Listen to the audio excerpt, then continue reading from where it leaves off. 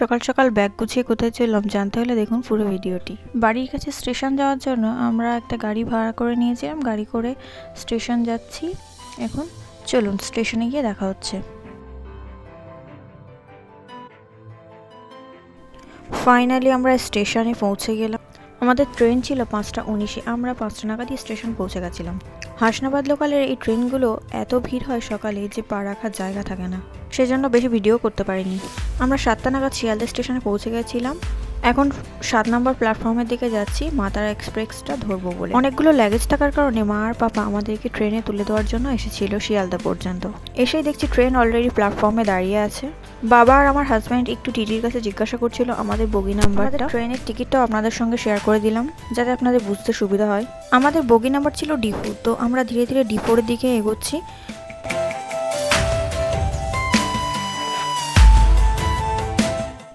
Finally অনেক খুঁজে খুঁজে আমাদের D4 এর সামনে আমরা হাজির হলাম।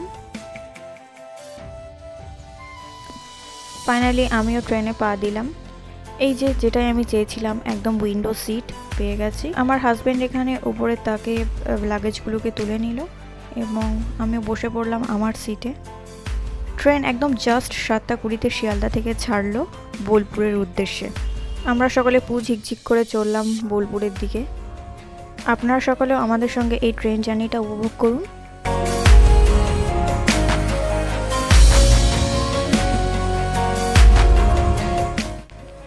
ট্রেন প্রথম যে স্টেশনটাতে হল্ট করলো সেটা হলো নৈহাটি জাংশন।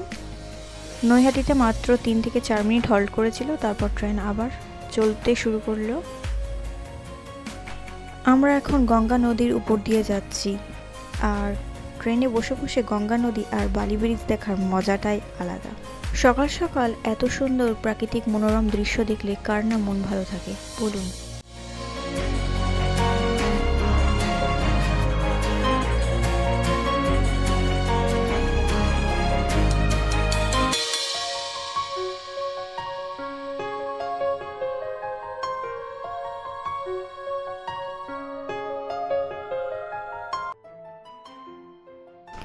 নৈহাটি পর এবার ট্রেন ব্যান্ডেলে হল্ট করলো।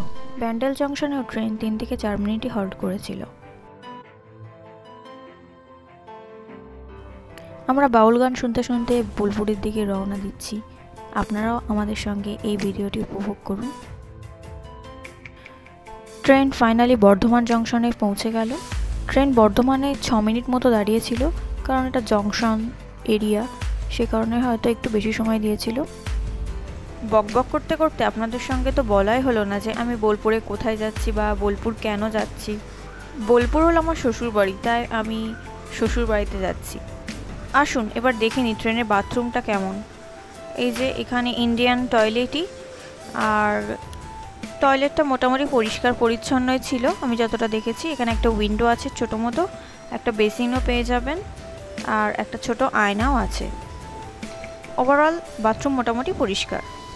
ট্রেনের বাইরে এত সুন্দর খোলা মাঠ দেখে আমি আর থাকতে পারলাম না, সেই জন্য একটু ট্রেনের দরজার কাছে এসে কিছুটা ভিডিও শ্যুট নিলাম, যাতে আমার সঙ্গে সঙ্গে আপনারাও একটু অনুভব করতে পারেন খোলা মাঠের খোলা হাওয়াটা।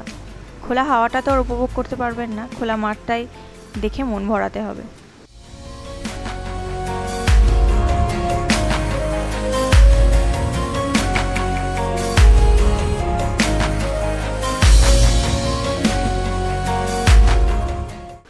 বোলপুরের আগে লাস্ট যে স্টেশনটাতে ট্রেন দাঁড়িয়েছিল সেটা হলো গুসকরা। এখানে ট্রেন 3 মিনিট মতো হল্ট করেছিল।